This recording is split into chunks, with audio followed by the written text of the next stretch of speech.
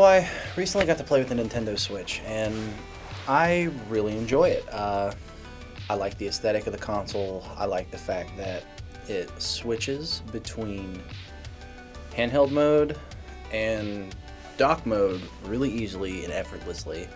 I've heard reports of people scratching their screen very easily, which is totally going to happen because it's plastic. The reason some of the screens have been scratched by the dock is because some of the manufacturers that Nintendo chose to make their Nintendo Switch docks neglected to put a little piece of rubber on the inside of the dock that basically separated the screen from the hard plastic, and the screen being plastic, it scratches really easily. So a lot of people had problems with their screen scratching. Many people have also mentioned the fact that the left Joy-Con will disconnect at random, and it generally causes havoc and hijinks in any of the games you're trying to play. I played a little bit of Zelda, Breath of the Wild, Snipper Clips, and Shovel Knight.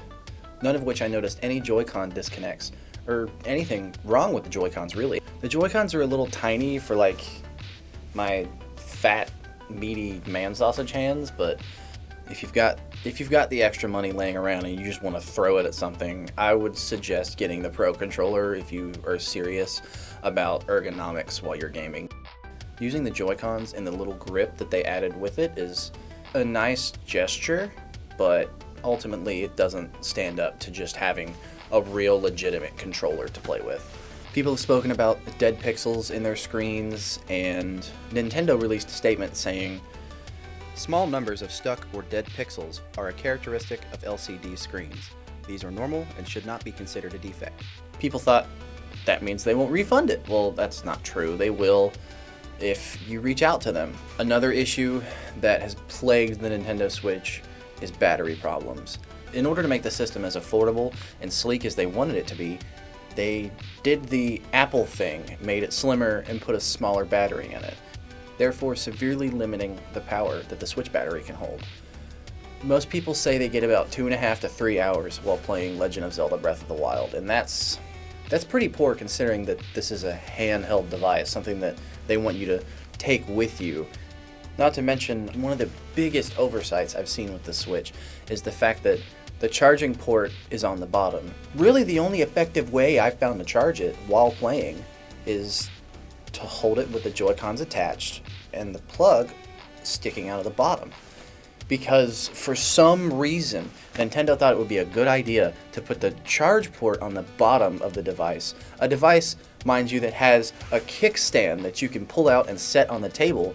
So essentially, you can't play anywhere you want, whenever you want, because you can't use the kickstand and charge the device at the same time.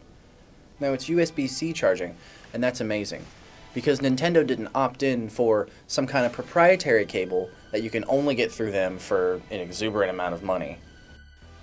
In conclusion, there's pros and there's cons. The pros are USB-C charging, so there's no proprietary cable. Legend of Zelda Breath of the Wild is an amazing game, and it deserves to be experienced by everyone.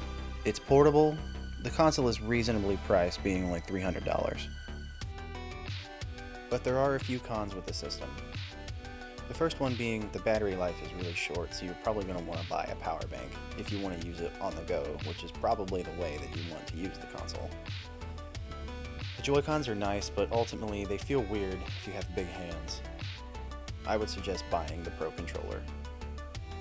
The dock is flimsy and really just seems like a glorified USB hub, and for some reason it costs $90, and that's just ridiculous. Also, not to mention, there's not really a whole lot of games available for the system right now, so I would say wait. Wait for the price to go down, wait for more games to come out, and wait for them to possibly fix some of the issues with the console.